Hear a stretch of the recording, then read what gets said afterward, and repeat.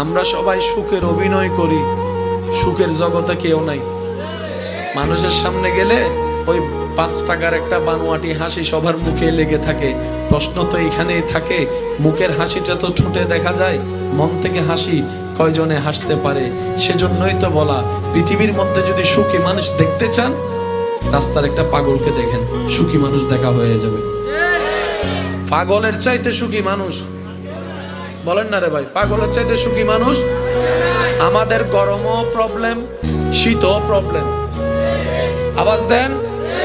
আমাদের খাইলেও প্রবলেম, না খাইলেও প্রবলেম। আমাদের 5 তলাও প্রবলেম, নিচের তলাও প্রবলেম। আর পাগলরে দেখবেন যেখানে রাত, সুবহানাল্লাহ বলবেন না? অর্থাৎ যেই পাগল জাতিকে আপনি আমি 2 পয়সার দাম দিই না, অনেক দিক দিয়ে তারা আমাদের চাইতে অনেক গুণ এগিয়ে আছে।